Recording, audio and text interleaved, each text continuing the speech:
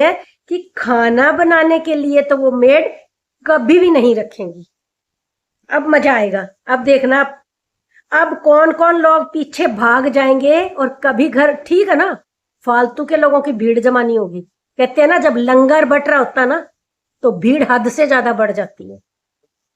और जहां पे करके खाना पड़ता है वहां सोच समझ के जाया जाता है। अब वो क्यों नहीं आ रही हैं? क्योंकि वो नहीं चाहती कि जाकर के सारे घर का खाना बनाए, बर्तन साफ करें, पूरे घर बस किचन में घुसी रहे। वो चाहती है बस आए और जी सोफे साफे पे बैठ बैठ के इधर उधर गप्पे गुप्पे लड़ाए और निकल जाए। राम राम जी सबको। तो अभी बात करते हैं अप्सरा मॉम के बारे में। तो भाई उन्होंने पहले तो थोड़ा सा वो सैड थी कि उनके हस्बैंड ने अपने टेस्ट करवाए हैं तो उसमें शायद थोड़ी बहुत प्रॉब्लम आई होगी, ज्यादा नहीं है। लेकिन बाद में जैसे जैसे ब्लॉग आगे बढ़ा तो उन्होंने अपने पूरे घर का मतलब टूर कराया एक तरफ से कि भाई देखो यहाँ पे काम चल रहा है, पिछले 6 महीने से सामान ला करके रखा है, लेकिन घर को रेनोवेट करवाने में, घर को ठीक ठाक करवाने में किसी का कोई इंटरेस्ट नहीं है। किसी ने भी कोशिश नहीं की कि घर को रेनोवेट किया जाए या ठीक ठाक किया जाए। तो भाई 6 महीने हो चुके हैं सामान गिरवाए हुए, लेकिन वो ये ना, माँ बाप देखते हैं कि कौन आगे कदम बढ़ाता है। तो जब दिखा कि किसी का इंटरेस्ट नहीं है, कल को हिस्सा सबको चाहिए, लेकिन रेनोवेशन में एक नया पैसा खर्च करने को कोई भी रेडी नहीं है, तैयार नहीं है। तो अब अप्सरा मोम ने बताया कि ये देखो काम शुरू हो चुका है, सीमेंट वगैरह आज आई थी और उन्होंने ग्रेनाइट पत्थर और टाइलें वगैरह दिखाई अपने घर में कि भाई हम ही करेंगे। उनके पति और वो ही घर को रेनोवेट करवाने का बेड़ा उठाए हुए हैं।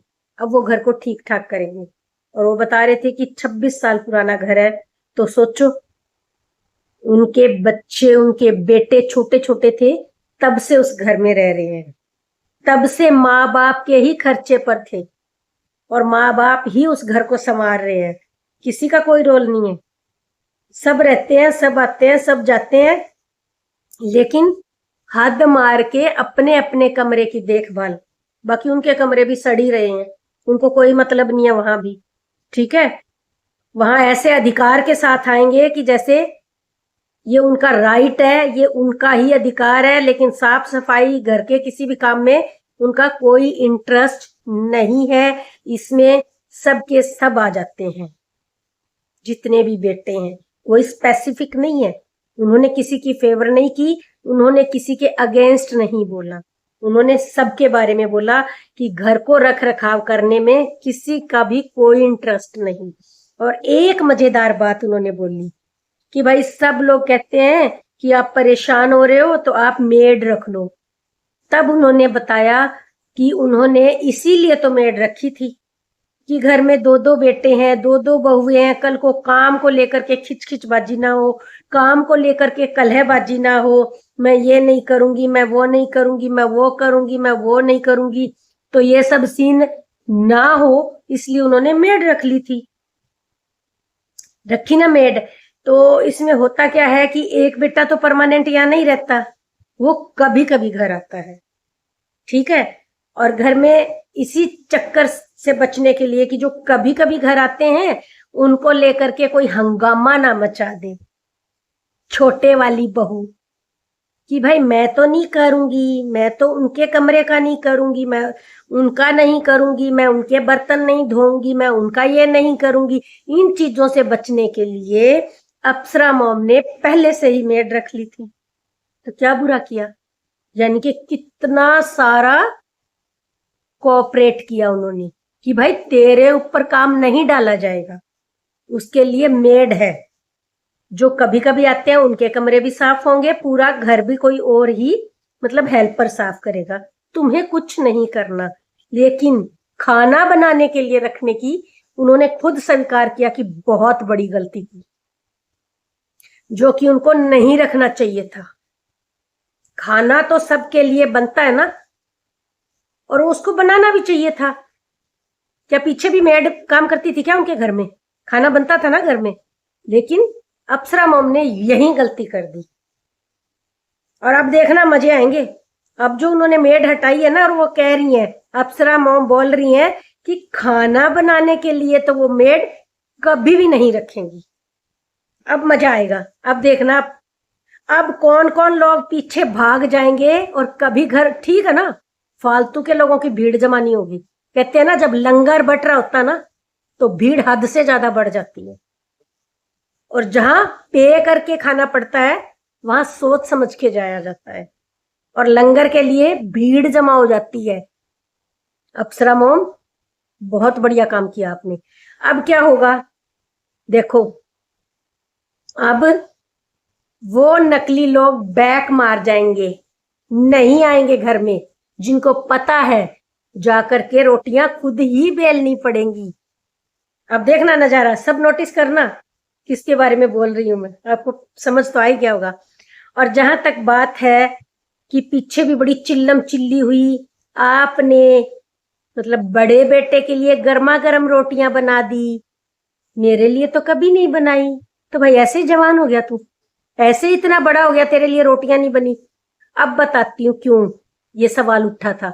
बाकी सारे काम के लिए मेड रखी, खाना अगर तेरी वाइफ तेरे लिए बना रही थी और अगर तुम्हारे भाई के लिए भी 4 रोटियां बनाकर रख देती तो क्या हाथ टूट जाते? हाथ टूट जाते क्या? अरे वो अपने सास ससुर के लिए नहीं बना रही थी, वही बोल रहे हम भूखे रहते थे।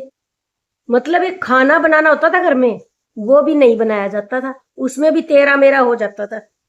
ठीक है, तो भाई पहली बात तो खाना बनाने के लिए मेड नहीं रखी जाएगी। दूसरा, मोम अपने बेटों के लिए तो बनाएंगी ही बनाएंगी खाना। भाई घर में वो इकलौती औरत है और है नहीं कोई, क्या करे। अब जो वो बाकी 5 लोगों का खाना बना रही है तो बेटों का भी बनाएंगी। ठीक है, और बहुओं को अब लगने वाली है मिर्ची, हम तो दोनों को घसीटेंगे, एक को नहीं दोनों को। अब वो क्यों नहीं आ रही हैं?